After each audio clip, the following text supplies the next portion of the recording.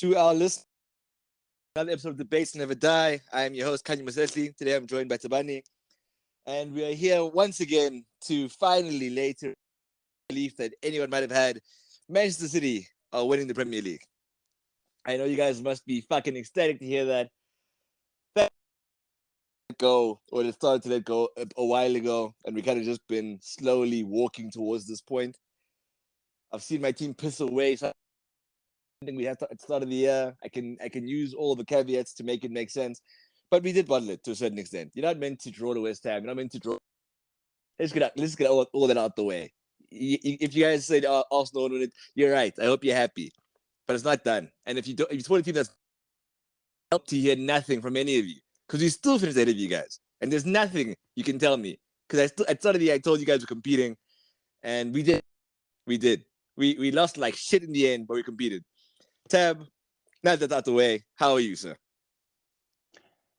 I think it's so good to be here. It's crazy how football will change your life. Last week's episode, I was so dejected. Arsenal won, United lost, no hope. We were getting caught by Liverpool, but now Arsenal lost, we won. Orders restored. Arsenal fans are sad, and I'm happy to be here because as much as I said before that I was kind of rooting for Arsenal, to see you guys lose it in this way has brought me some joy. And it's nice to know that I am still an Arsenal hater deep down. And your guys' despair and your upset and your frustration makes me happy. So I'm happy to be here. Yeah, mate. No, look, to be honest, it's fair. It's fair. I spoke a lot of shit, so I've been prepared for this to come back my way. And you know what? I don't know why you like United are out the woods like that. We've just seen Liverpool win their 7th game in a row. You guys don't have much room to be. You guys beat what? Wolves? I don't know, man. I don't know. I don't know if you should be that excited this soon. I think why not? Why not go into the last 3 games of the season? It's been a long season. Like you say, it's been a long season for both of our clubs. Longer for some than for others. And I'm so ready for our season to end. Like watching United does feel a bit of a chore now, just because of how much we've done it. Shout out to Ten Hag for 38 wins in his debut season. Like we've played a lot of football, so I think if we can just get to the last couple of games, which we should be able to, like I have no reason to believe that we won't win the last couple of games, other than the fact that we are capable of losing. But I'll sit here with my optimistic hat on. Just allow me to have my moment, please. Another clean sheet on the weekend, nullifying Wolves. David De Gea confirming his Golden Glove.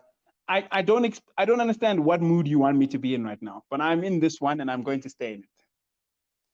Personally, I just a little bit like a little bit nervous, really. I don't like the certainty you seem to be moving with. That's what's throwing me off. I don't think your team is in that position where you can really say that much. Like you should be nervous and just silently hopeful. You guys have to play Chelsea. Yes, that's. I don't think you guys can walk into that game thinking that's definitely 3 points. You need to show up that game. And I think we will. Bournemouth, but I think you speak to any United fan, we're more scared of Bournemouth away just because of how bad our away form has been in the past couple of months. Like we got Chelsea at home, followed by Fulham at home. Those are not easy games, but because we're at home, I can be more confident that we'll get the points. So which means all we need to do is go to Bournemouth and just be serious. We don't need to be good. We just need to be serious. And we've shown glimpses. So I think if we can get through Bournemouth away, I don't see why we shouldn't be able to crawl over the line into the UCL and then get ready for that final. Because that is a final. I heard today that City are overwhelming favorites for the final. And I haven't heard a more laughable take in quite a while. Overwhelming favorites in a Manchester derby in the final. How are they not overwhelming favorites at this point? When they've won, because we beat them the last time we played them? Yes, but the team that won that game, like that version of United versus this version that we've seen more recently, are worlds apart. City have won 15 league games in a row since then. I don't think they've lost or even like not won a game since that draw. The way I see it, that is the correct way to say it. I don't think it's going to be a simple game because the final is the final. But if you again, the betting man looks at that and says City are going to win that game.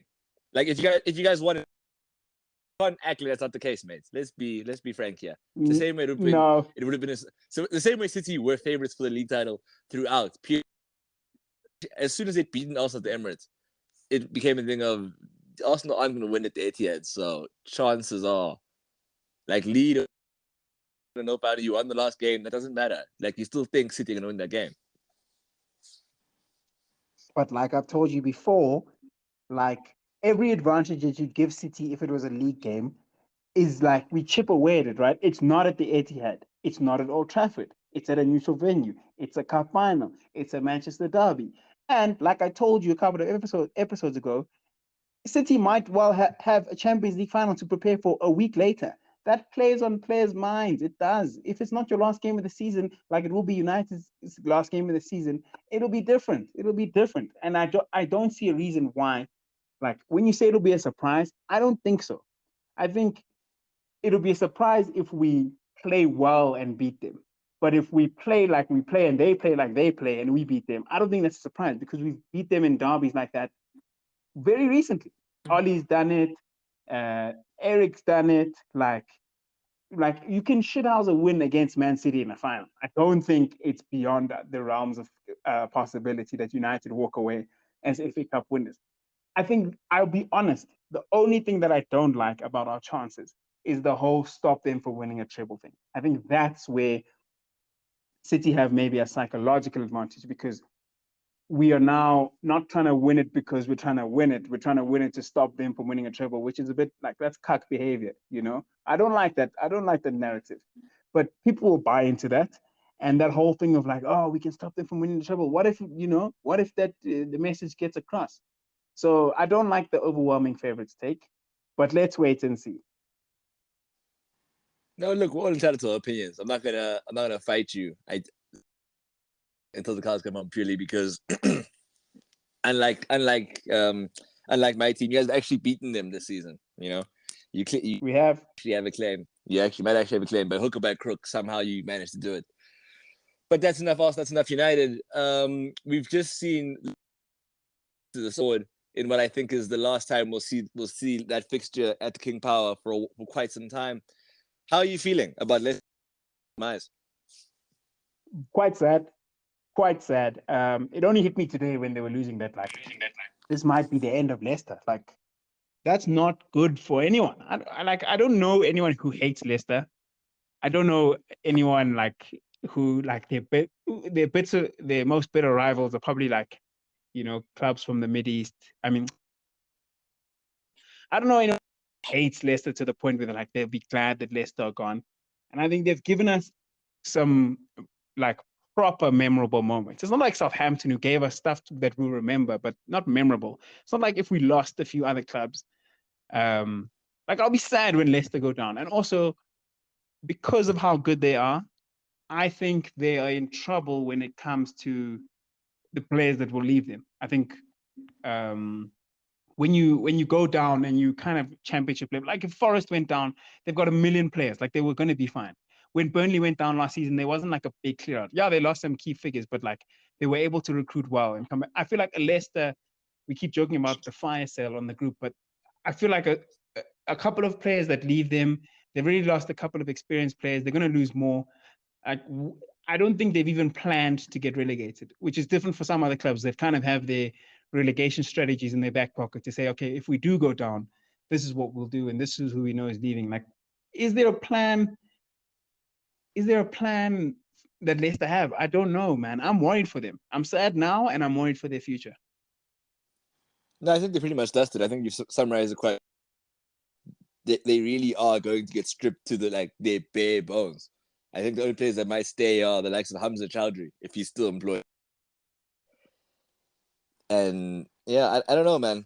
But again, as much as you say you don't know who wants them to go down and I think you're right about that. But I've said this before: when a team performs this poorly, recruits this poorly, this is what they deserve. Then that's on them because the writing has been on the wall for quite some time. You can't hold on to Oaks indefinitely to make use of them. in a meaningful sense. This is what is meant to happen, sadly. Yeah, man. It's just I don't know, man. Like I said earlier that it should have been Everton. Like I think Everton going down is just sad for like a few people, but like Leicester just Personally, feels like a club that I'm more attached to Everton than I am to Leicester. I'm really okay I with don't Leicester going. I don't get that. Like I heard Jamie Carragher speak and say like, okay, he grew up an Evertonian, so like he said it'll be sad for the city of Liverpool, which I get, like if Everton were to go down. But in terms of what they've actually contributed, not just in the last couple of years, in our lifetime, mate. Like what's Everton's highlight since you were born? What's the realest thing they've ever done? Like there's nothing that they've contributed that you can say, oh my God, at least I was there when Everton did this. Whereas like Leicester have that thing, bro. Like they have the Prem, they have the chip, not a chip, the chip. Something No, that and that's clubs dope. like my club, your club haven't won in the last decade. Listen, that's dope. They did it. They've had their story. The fairy tale was complete. It's done. There's nothing to tell us. Now to add to the mythos of what they've done, they must go down and restart, and they must forget about all of that and strip it down to its bare. Let's return a serious club with a serious plan, not just like married to the idea of certain players because of what they want. Jamie Vardy, I really do. It's ridiculous. He played the full 90 today. The guy's old, bro. Like the types of players they still. Schmeichel only left this past summer, bro. Like it's been done. It's been done for a very long time, and they've been like the ashes. Right side is what we've been seeing.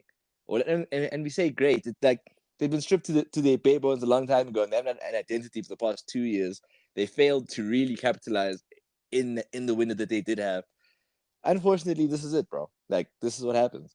I mean, you say nothing. What do you want Everton to do, brother? What are the great expectations we have of Everton that you think it's right that they should go down? They're a Premier League staple that has had a lot of bad luck as well.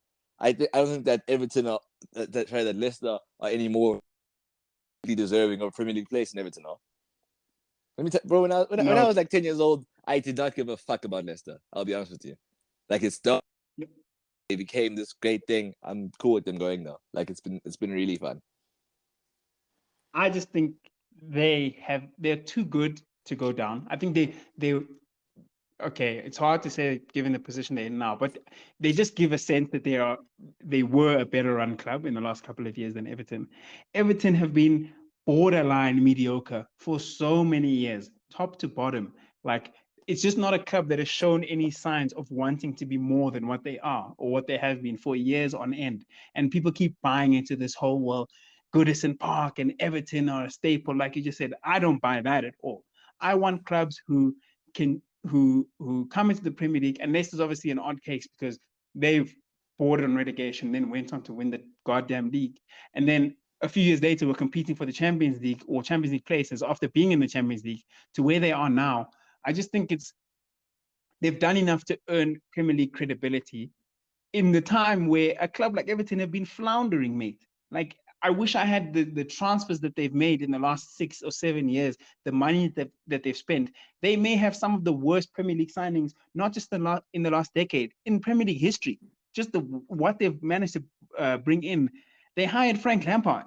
Like that's not a club that says that after what he did at Chelsea, right? We know where we stood on Frank. You do not sign Frank with the ambitions of like going higher. Frank was never going to take Everton up and up and up. The whole Benitez thing was also, I mean, the fans didn't want the manager. That's again not a club that I can say, oh, thank God they're in the league. But yeah, Leicester, I'm touched. I'm touched, and I'll keep my eye on them. I'll miss them, man.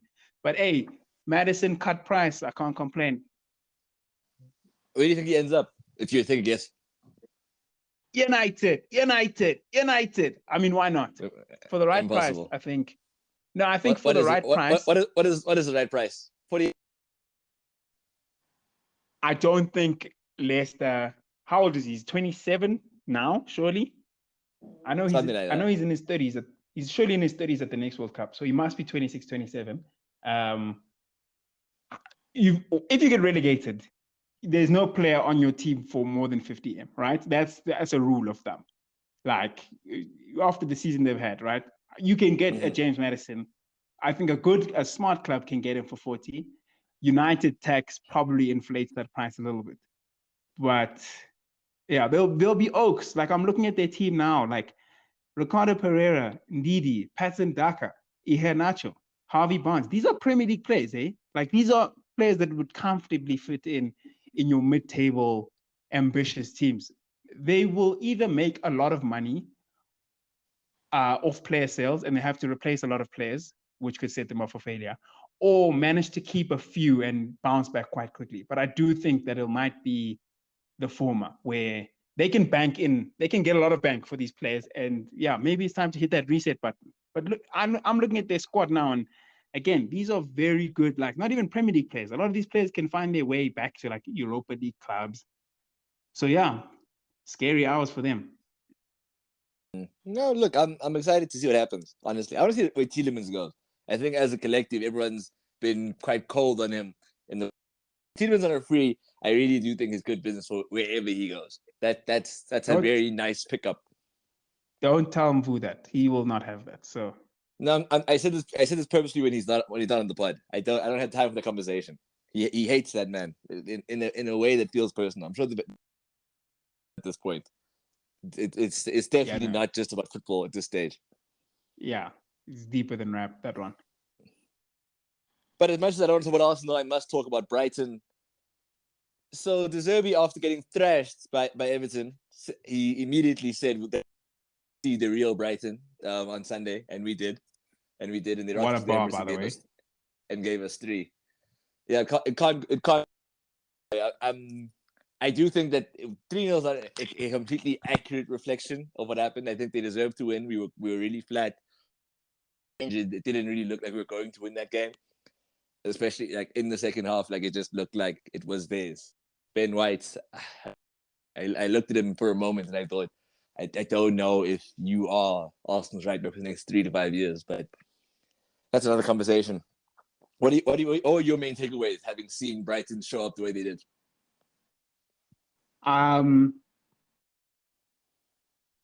It's tough for me to say because you know how angry De Zerbi made me after that FA Cup semi-final, and that I'm gonna call it fortuitous win against United, and I know I'm gonna trigger a few people, but they didn't score against us in open play, and it's not one of those games where De Gea was getting he was making a million saves. Like they scored off a Luke Shaw penalty in the last minute. Like we could have easily left the Amex with a point. So I was very happy to see Brighton lose to Everton. Like that made me very happy, by the way. The fact that they got spanked, even though I missed that game. But from the glimpses that I saw of the game yesterday, it felt like one of those.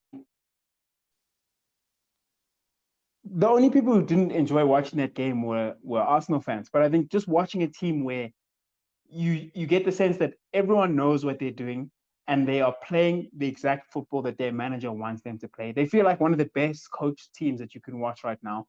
And it was quite memorable to go to a ground. That was not an easy fixture for them, by the way, despite the fact that history was on their side. I think they had two wins at the Emirates before that. But to go to a ground where the home side have only lost once this season to the best team in the country. And Brighton, by no stretch, are the best team in the country. They are a very good, well-coached side. But to go there and put on that sort of display, where there was just total control at a point, to exert total control over any Premier League side is quite difficult, which is why only the best can do it. But for Brighton to pull that off, I will tip my hat off to De Zerbi. But I do think, Mr. De Zerbi, check yourself before you wreck yourself, because you see where Southampton are now. That could be you in a few years if you're not careful with what you're doing over there. This thing of cute recruitment, manager, scouted players, it's great now, but you have a little wobble. Might be in Europe next season. We've seen Europe derail a lot of clubs. I think Burnley comes to mind. Getting into Europe for one season is not all sunshine and rainbows. I have to say that. So congrats to them, daps to them. But I think if De Zerbi is really him, I think he kicks on to another level with this Brighton side, and then I will give him like full daps. Like I'll be all the way behind him. I'm impressed with what he's done, but he did get a very good foundation when he picked up. Like, let's not ignore the fact that a lot of the groundwork was done when he arrived. So he's now taken this team to this level. Whether he can take them above is another challenge. And I look forward to seeing whether it's possible. But yeah. No. I do think that you're being a bit harsh by saying is like the groundwork was laid. Like it definitely great like and sound foundation, like foundation, like sorry, the foundations at Brighton are really, really good. But he's elevated them quite a bit in a way I don't think a lot of coaches could come in and done immediately, because he's also embodied his way of playing. Also, crucially, introduced a lot of players to that side within a year that weren't playing like that beforehand. I think part of your analysis of him should be kept in mind. Fair enough. Again, sometimes you just want to be shown a bit more. If I said gun to your head right now, you have to give me an answer. Who finishes higher next season, Villa or Brighton? Brighton. Okay, fair enough. I think Don Unai is more in the chamber there. Who finishes higher next season, Brighton or Chelsea? Chelsea. Ah, thought you were gonna give us something. Oh no, no, I was just testing. I can't pretend. Actually, while we're here, we must touch on the fact that Pochettino finally Chelsea have a direction. It seems like the whirlwind affair that was that club housed at Stamford Bridge, be finding some kind of direction. I think they might actually have something next season. I was hoping that it'd take a bit longer, but I because I don't want good things for them. But I think that they will be where they should be. Like they'll finish top 6 next year. No doubt about that. I think it's a strong statement. I think Poch, he's done it in the Prem, which is great, but his style of football works when he's got a dressing room that wants to play the way he wants to play. And I don't think he'll struggle to get buy-in. I just don't know what happens because I think one part of Pochettino's career that is like so wonderfully brushed under the rug is the ending at Spurs. I think that is one part that we just don't speak about. And that's when he lost buy-in and he just couldn't extract the best levels anymore after the highest of highs. They went down and they went down quickly, right? And that's now something that can happen not within 3 or 4 years at Chelsea. That can happen within a few weeks. If you lose a bit of form, if you upset the wrong players, it depends who's there, but if you upset the wrong players or the fans, things can go wrong quite quickly at a club like Chelsea. And that's, I guess, why they have this history of manager after manager after manager under the previous ownership. And even, I mean, this would be what? Technically speaking, the 4th manager under Bowley, technically speaking, like it can go wrong for you at Chelsea. So I think he has his work cut out for him. And I think it's one of those jobs where if he gets everything right, yes, they can do very well. But a lot will be on him to show us. I think it's not a foregone conclusion that they will. I agree with you. They should, results-wise, return back to like the level that we expect, right? There should be a problem for the top 6. They should be competing for Europe to get into Europe. They'll have 1 game a week next season because they're outside of the top 10, just in case anyone didn't know that. They will have 1 game a week next season. So he should be fine. But part of me just says, yeah, we'll see. Right? It can't be that simple. It can't be. It's just the player quality that Chelsea have, like a coach with a plan who's coming in having like he comes in, he can do whatever he wants in terms of who starts next year. It's all on him. There's a single player that says I should be starting no matter what, besides maybe Reece James, and he can't be, and he can't prove himself fit to play like a month straight at this point for their place. I think I think it's set up perfectly for Poch to come in and say, this is what we're going to be doing. This is how it's going to go. He gets to reintegrate Lukaku. It looks like he's finally sorted out his fitness issues. I do believe that they're in a good place, having now appointed Poch ahead of the season. As he'll have time to figure out what Chelsea's biggest issues for me are going to be like adhering to financial fair play. That's really where it goes wrong. That shit out in time, but that's a whole other conversation. And neither of us are doing like the analysis on that part. We need Toby for that. Yeah, we'll see. I think you're right about the quality that they have. And that's probably why we should, or I should maybe be more positive about what he can achieve, just because he won't struggle from a quality point of view. The only thing that'll cause him problems is a squad management point of view, an ego management point of view. But if he gets his best players on the pitch, he's proven himself to be a good enough coach to get the best out of those guys. So yeah. Like provided there's no Aspilicueta next year, Chelsea will be fine. And João Felix. That's a different conversation. I don't want to touch that right now, but yes. yes. To the newly crowned La Liga champions, Barcelona. I think that it's probably been one of the most boring league wins I've seen in a very, very impressive. Only conceded 13 goals. Only scored 64 though, which is a little weird. But I think his depths, first full season, that's an impressive accomplishment regardless. It's a weird one though, because well done Barcelona. They did.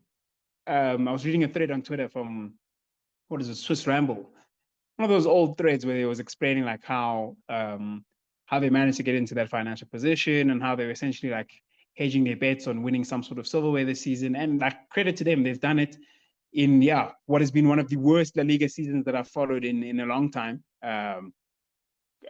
They won it because no one else was as good as them, not because they were good. And I think the fact that they were pathetic in the Champions League and got dusted by United in the Europa League, I still have question marks about Xavi. I don't think this season removes all question marks. I think well done Xavi for replacing Martin Braithwaite with Lewandowski. Like, what a manager! You know what I'm saying? So I still think that this. No. Look, he's definitely not free of all scrutiny, but he got the job done. At this point in time, to nitpick the way I'd like to would be unfair, and I'd be showing my biases. I think that's all that can be said.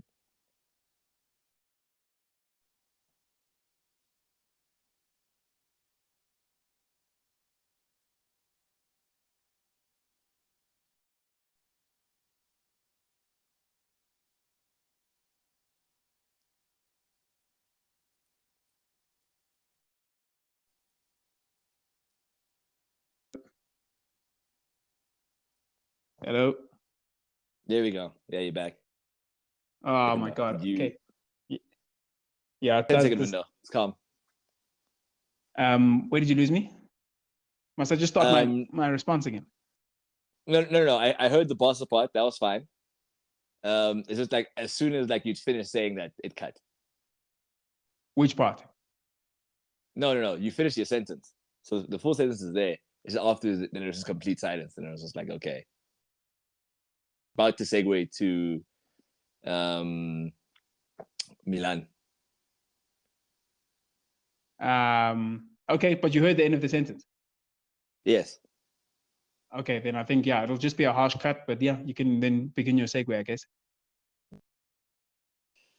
And then in Syria, we've seen Napoli after winning the Liga. They've clearly gone harder there. I think losing that Champions League them quite a bit. Their league form since then has been patchy, to say the best.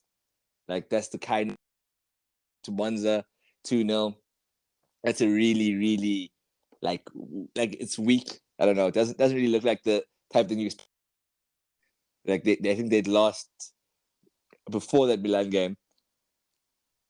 I think the last time they dropped points before then was decent Lazio side, but before then they'd been flying. I think it's quite sad to see the way this is happening, but maybe being unfair and expecting too much from a team that the league won since January, effectively. I don't know what your thoughts are on them, but I think the big sticking point is we made our predictions for the top four race would pan out in Serie A, and as exciting as it seemed then, it doesn't seem all that exciting now. Milano dropped points once again with a 2. Or your thoughts in that game? Another game without Leao. Is there anything that you can really take from that ahead of Tuesday's game?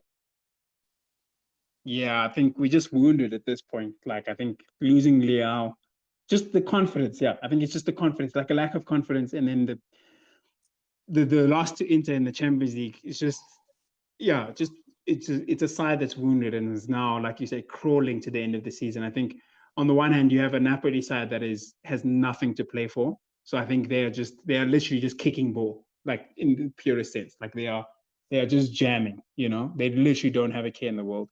And I think that sense that now, like, the Champions League is just escaping from Milan on both fronts, right? So we're losing the semi-final currently, and then we're also not likely to qualify for it in the league. Yeah, we just wounded. I know what it's like to be there in that hopeless position as a United fan, when your season you have nothing to play for at the end of the season. So I can relate. Not now though, because we're doing quite well. But yeah, just wounded. And it would be a shame. I think it would be a shame if, like, I see Roma 2 points behind us, and to go out with a whimper and not even make Europe would be very sad, because even Atalanta can catch us. So yeah, my fabled top four race in Italy is, yeah, like you say, not that exciting anymore, which is a bit of a shame. Then, what do we think? Is there a chance that Leao comes back and inspires us to come back? Honestly, if he does it, I'm willing as the third best left back in the world. Who you put at second is your business. You can say Mbappe or Vinicius. That all is your own thing. But I'm willing to say after them it's Leao if he does it by himself. Because we've seen that, like, the team that played last week was not going to a glove. Yeah, I think it's you need to go and get the first goal. It's one of those, it literally feels like one of those games where if you get the first goal, it's game on. And if you concede the first goal, it's game over. Yeah, like immediately. Immediately. So yeah. Last week I was very confident there was going to be a 1-1 draw. I thought it was going to be a very cagey game, and it literally wasn't. Like, it was not that competitive. There's just like, show up in the Champions League. That's what you need. Just go and put on a display of like, okay, cool, we're not going to lose this game. Like, go and draw 0-0 if you have to, but don't lose the game. Go in with that mentality. I don't think Leao, even if he comes back, I know he's borderline. They said he'd be back, so I think even if he comes back, I think the confidence levels go up. But knowing that he's not 100% will play on everyone's mind, both on Inter's mind and the Milan players' mind. But you know what? I am too much of an optimist to say that we don't have a chance. So I think we may win the game 1-0. And actually, no, I'm going for another 1-1 draw. I think we'll score first, and then Inter will equalize, and then it'll be tie over. That is honestly so depressing. You're wrong, but I have to hope for something else than that. The idea of watching that game, for that to be the result, is just, and it is miserable, mate. Yeah, but look, I think that clip of Maldini on CBS last week, when he spoke to the crew on CBS, and they asked him, I think was it Richards who asked him if Milano where they're supposed to be right now. And Maldini said it like, he said they're probably a bit ahead of schedule. Like, in terms of, they've done well in terms of their recruitment. They won the league last season. They were supposed to be good this year, but no one ever had Milan in the Champions League semi-final at any stage before the quarterfinals, right? Like, they're not supposed to be in the final four of the Champions League. And I think maybe it's an exposition. I hope I used the right English there. It's like a finding of our level, We're not. It would be like if United were in the Champions League semi-finals. Like, then they just don't belong there yet. They haven't done enough yet to be like a top four side in Europe. So maybe it's good that, like, you find your level against an Inter who are just a little bit stronger than them and have a lot better form in the league, and like their players are coming to form at the right time, and they've been to a final more recently than a European final more recently than Milan. So maybe it's a good thing, and perhaps this overachieving will spur on some good recruitment in the summer. I think there are some players that need to leave, Divock Origi, and then yeah. Fair enough. I think that is a very balanced look at things, considering like where I am with this emotion. Like the way Milan have gone about this in the past few weeks has been tough to digest. But you're right. Even winning last year, we must keep in mind that we didn't expect that, and the context of defeats is as important as the context of victories. So yeah, no, fair enough. Onto the big tie, Man City versus Real Madrid. You were right that it'd be 1-1. What's the prediction for the second leg?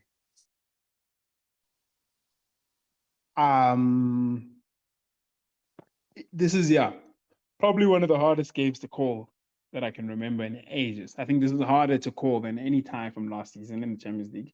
Like I feel like I always had a favorite, even when we were like ruling out Madrid. Like even there were times when we were ruling out Madrid because the other team was favorites and Madrid would win. But before the game, like they were still a favorite. Like PSG was a favorite after the first leg. People were saying Liverpool were favorites in the final. There was always a favorite against Madrid. But this time, despite Man City's incredible form, I think they're 14 for 14 at home this season. In 2023, like all comps. Haven't lost a game at home, haven't dropped a point. Scored 49, conceded 7. But I can't look past, I know I'm going to sound like a hypocrite, but I can't look past Madrid going there and pulling off, a narrow result. City will score. Madrid may or may not score. That's the difference, I think. City will score at the Etihad. Madrid may or may not score. But after what I saw last week, I know that Madrid have it in them to disrupt Man City's style of play. They contain them quite well. I don't think you do that at the Etihad, but they have enough disruptors. They have enough mentality. They have enough character to go to the Etihad and, okay, if you're going to score, we'll score. And if you score again, we'll try to score again. They have that thing about them. It is their time of the season. It is Champions League semi-final time. So yeah, I'm not going to rule them out. But if you ask me for percentages, I'll go 53% City, 47% Madrid. Okay. I like that you've changed your mind. The version last week was telling me that City have got this. It's so clear. No, that's good. I'm the same, brother. Same as I was before. Madrid are winning this. I don't know how, I don't know who's scoring it, but Madrid are going through. What a nice way to watch football. If I was I'm thinking 2-0 to Madrid. 2-0, 2-1. But yeah, 2 goals from we're gonna go to very much looking forward to it. I think the only way we don't win is if this goes to extra time. Who do you have to like stand out for Madrid? I'm gonna sound like Grandai. It's always that guy at this point. It's Vinicius. Yeah, he is. He's a demon, bro. Yeah. Like it depends on him. If he goes down injured in the first 15 minutes, then that's the tie pretty much done. If he shows up anyway, what he was like last week, then I think we see the same thing. I think he's involved in everything good that Madrid do. He'll be responsible for them going through. He wants that responsibility. He wants to be that guy, and I think he's fully capable of making sure. Do you know who I fancy to have a game? Okay, let me hear you. Rudiger. I think. Oh, again, no doubt about that. He's built for it. He's built for the game. He's the first player sign who's like kind of older, who really does feel like a Madrid player.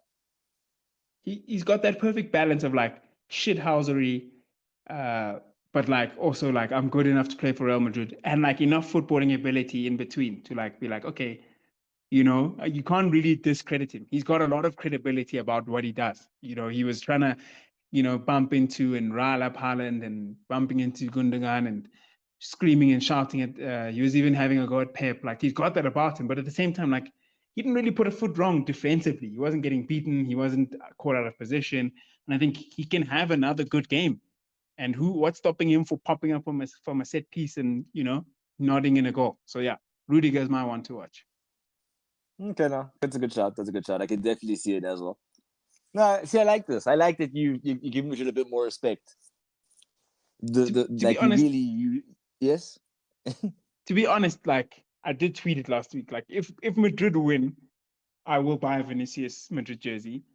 And like the idea of owning a Vinicius Madrid jersey is kind of exciting. So I low key want them to win. Yeah, I think I'm more in on a Madrid win than a City win, of course. But there's just something about like this does feel like City's last chance with the amount of players that just won't be added next season. Like, I don't think you can go into another Champions League season needing De Bruyne and Gundogan and, yeah, they don't have too many old players, but you get what I'm saying. Like, you can't, this It feels like does they feel like shot. this is that time. Like it must be. Yeah. It must be now. Yeah. No, fair enough. Fair enough. League, we saw Mourinho winning the first leg. I'm not going to tell you too much about that one, Tab. You were adamant that he wouldn't see the UCL, so let's not too much until then. You know where I stand. I think Roma go through there. You've got Sevilla versus Juventus, and obviously about Juve. I really, really hope that my siblings never put the amount of witchcraft his brothers must put on him, because there's no way this is regular injuries. You can't start your first time for the first time in a year and be down in the first 20 minutes, mate. That is genuinely hard. Yeah, no, I do feel bad for him, man. Paul Jogba, my guy. It's been so sad because ultimately he is a nice guy, despite all that comes with him. But you just know that if he was fully fit and firing, Juventus would have had probably a better league season. They'd be favorites in this tie. They'd be purring. And yeah, it just feels so stop-start for him. That was his first start, I believe, since the Liverpool game last season where he came off after a similar time period. Like his first start. No, you're correct. It is since that game. It makes it like so much sadder. In the Conference League, Basel won in the first leg as I expected, and now Fiorentina must go to and try get a point. I hope Basel keep it up, and we see the last of Fiorentina in European football, and that team can really, go back to where they're meant to be and just stick it up in Serie A. Really looking forward to that. And we've also got West Ham winning against AZ Alkmaar. Do you think that they hold on to it? Are we about to see Davy Moyes in the European final? I think so. They rested a lot of players over the weekend. I think, they are fully. They believe they're safe in the Prem, and they should. So I think they will go all out, knowing that like this is their chance to kind of save their season. Because if they reach the final, and a final is a final, if they can win a European trophy, it kind of wipes away everything that happened in the Premier League. But also, bit of a hot take, I think winning that final is good for anyone who wants to sign Declan Rice. Because if he can win a trophy with West Ham, it's kind of his like, okay, cool, I've done what I can, let me bounce moment. So I think, I would back them to go all the way. Okay, no, fair enough. And with that being said, as we come to the end of this episode, so do you have anything that has really caught your eye recently? Yes, I think my special mention has to be my guy, David, the glued to his line, David the Gaddafi, David De Gea, Golden Glove. How the hell did we manage to finesse that, mate? Jeez, shut up, man. 16 clean sheets. I don't know where we got 16 clean sheets. Maybe they miscounted, but I think, you know how I don't want us to renew his contract. but to leave with some sort of like